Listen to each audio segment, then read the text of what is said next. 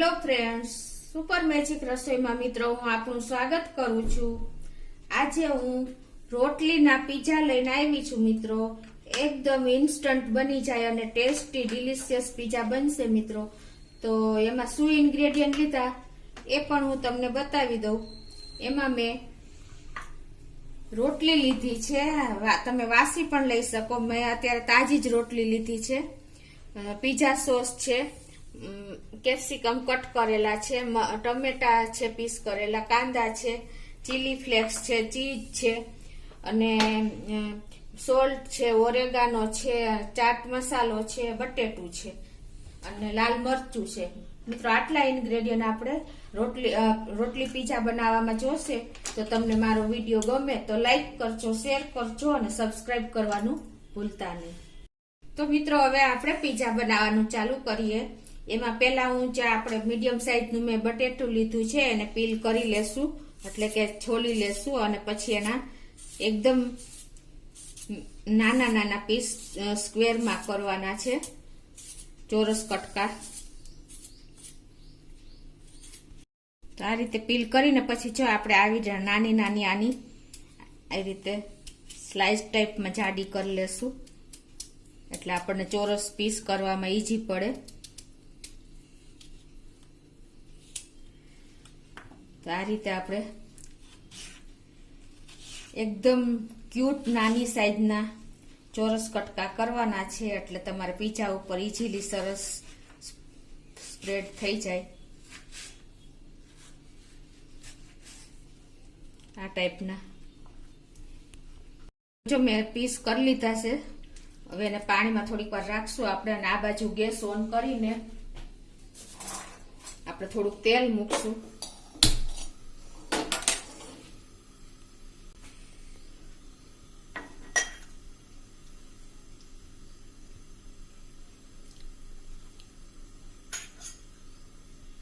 જો આપણું તેલ ગરમ થઈ ગયું છે, હવે એમાં આપણે 1 ટીસ્પૂન જેવું જીરું નાખી દેશું અને આપણે જે આ બટેટા સમાર્યા છે, ચોરસ કટકા કર્યા છે, એ આપણે આમાં નાખી દેશું।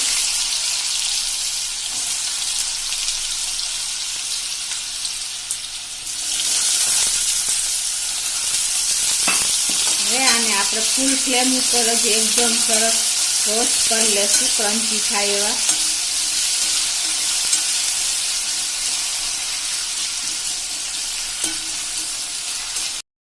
તો મિત્રો જો આપણે બટેટાના કટકા સાંચળાને 2 મિનિટ જેવું થઈ ગયું છે, અને આપણા પીસ પણ એકદમ જો બ્રાઉન કલરના એવા એકદમ ક્રિસ્પી થઈ ગયા છે, બહારથી ક્રિસ્પી અને અંદરથી સોફ્ટ એવા એકદમ ટેસ્ટી આ લાગે છે। તો હવે એને આપણે 1 મિનિટ સાંતળીને લઈ લેશું। આ રીતે આપણા એકદમ સરસ તૈયાર થઈ ગયા છે। તો મિત્રો હવે આપણે આ જે પીસ તૈયાર એને એમાં આપણે ટેસ્ટ એકોર્ડિંગ 1/2 ટીસ્પૂન જેવું સોલ્ટ નાખી દેશું, અને આપણે 1/2 ટીસ્પૂન જેવું લાલ મરચું પાવડર કૂટેલું નાખશું, એટલે એનાથી એકદમ ટેંગી અને એકદમ સરસ ટેસ્ટ આવશે। અને આપણે 1/2 ટીસ્પૂન જેવો આપણે ચાટ મસાલો નાખી દેશું। જો તમારી પાસે મેગીનો મસાલો હોય તો એ પણ નાખી શકો છો મિત્રો। આના હિસાબે આપણા આલુના પીસનો એકદમ ટેંગી અને એકદમ સરસ ટેસ્ટ આવે છે, તીખો। આ રીતે હવે આપણે આ બધું મિક્સ કરી લેશું। તો હવે મિત્રો આપણે પીઝા બનાવવા માટે મેં અત્યારે જો રોટલી લીધી છે, આ તાજી જ રોટલી છે, મેં તમને કીધું એમ તમે વાસી રોટલી પણ લઈ શકો છો। તો આ રીતે તમે સરસ રોટલી લઈને પછી આપણે એમાં આ રીતે હોલ કરી લેવાના છે, ફોકથી કે ચપ્પેથી તમારે જે અવેલેબલ હોય આવી રીતે।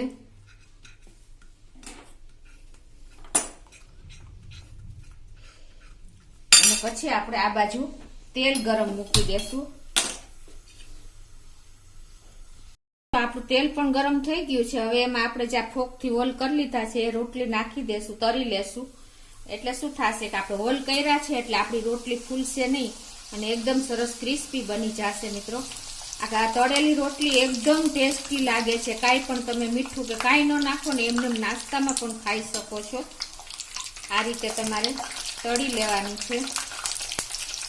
આપણે સબ્જીના ઓપ્શનમાં જો તમારી પાસે વાસી રોટલી વધી હોય ને તો પણ તમે એમાં ટમેટું કાંદા નાખીને તમે એમને એમ ખાઈ શકો છો મિત્રો. એટલી આ રોટલી એકદમ સરસ લાગે છે.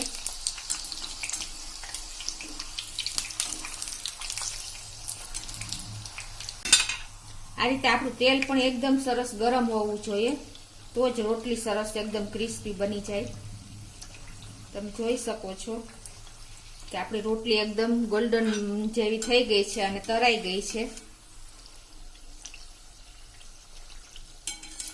તો હવે એને આપણે બહાર લઈ લેશું.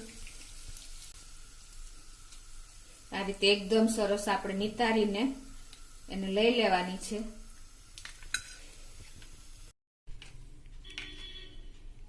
તો હવે મિત્રો આપણે જો આ રોટલી ઉપર ટોપિંગ કરશું એના માટે પહેલા આપણે પીઝા બનાવવા જઈ રહ્યા છીએ, એટલે પહેલા આપણે પીઝા સોસ લગાવશું રોટલી ઉપર. જો તમારી પાસે પીઝા સોસ અવેલેબલ ન હોય તો તમે ટમેટાનો સોસ પણ લઈ શકો છો. આવી રીતે એકદમ સરસ આપણે જે રીતે લગાવતા હોય છે એ ટેસ્ટી લાગે એ રીતે લગાવી દેવાનો.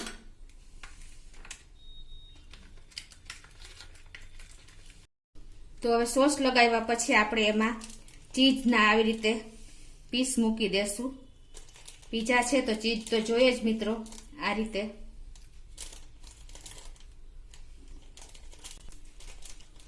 તો આ રીતે ચીઝની મેં સ્લાઇસ લીધી છે, એકદમ આવી રીતે સરસ ગોઠવીને પછી એની ઉપર આપણે જે બટેટાના પીસ તળ્યા છે ચોરસ ક્યુબ કરીને એ નાખી દેશું.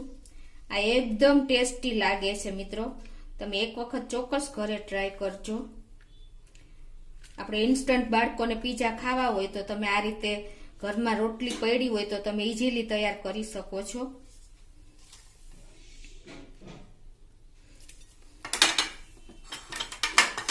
હવે એની માથે આપણે આ કાંદા જે છે એ નાખી દેશું. આવી રીતે થોડા થોડા ડિસ્ટન્સે આપણે જે ટોપિંગ કરીએ છીએ એ રીતે તમારે સેટ કરી દેવાનું. જો તમે કાંદા ન ખાતા હો તો એવોઇડ પણ કરી શકો છો.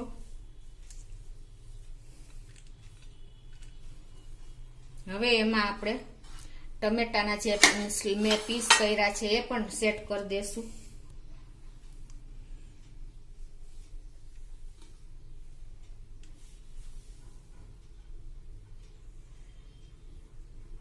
અને ઉપર આપણે આ જે મેં કેપ્સિકમની રિંગ કરી છે એ પણ લઈ લેશું નાની નાની. કેપ્સિકમ ન હોય તો તમે સાદા મોરા મરચા પણ લઈ શકો છો.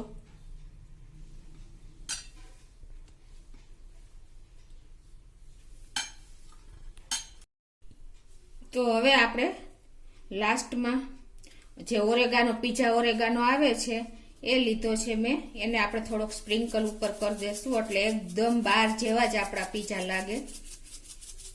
એની ઉપર આપણે પાછું ચીઝની સ્લાઇસ મૂકી દેશું પીસ કરીને આ રીતે.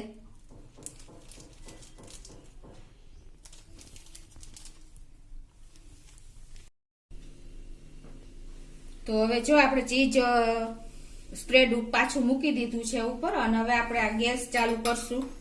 અને તમારી પાસે નોનસ્ટિક પેન કે લોયું કે લોઢી જેવો એ ચાલે.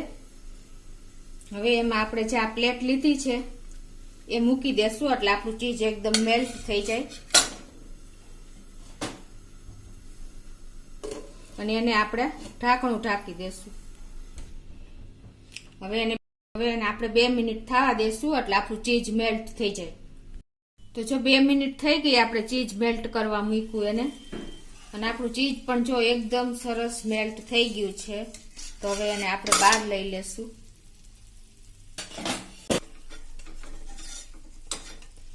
તો આ રીતે એને આપણે ગરમ હોય એટલે ચીપીએથી તો તમે લઈ શકો. હવે એને આપણે સેજ ઠંડો થવા દેશું, પછી હું તમને બતાવું કે કેટલો ક્રન્ચી થયો છે. તો મિત્રો જો આપણે સેજ ઠંડો થઈ ગયો છે પીઝા, અને હવે એને હું તમને પીસ કરીને પણ બતાવું. આ ક્રન્ચી છે એટલે હાથેથી જ પીસ થઈ જશે. તમે જોઈ શકો છો એકદમ સરસ ક્રન્ચી છે, એકદમ ડિલિશિયસ, હેલ્ધી અને બહાર કરતા પણ એકદમ ટેસ્ટી. મિત્રો આપણો પીઝા તૈયાર થયો છે, તમે જોઈ શકો છો. આ પીઝા તમે ઘરે 2 મિનિટમાં જ બનાવી શકો છો. તમને પાછળ પણ બતાવી દઉં કે જો જરા પણ દાઈજો નથી મિત્રો. તો તમને મારો આ વિડીયો ગમે તો લાઈક કરજો, શેર કરજો અને સબસ્ક્રાઈબ કરવાનું ભૂલતા નહીં.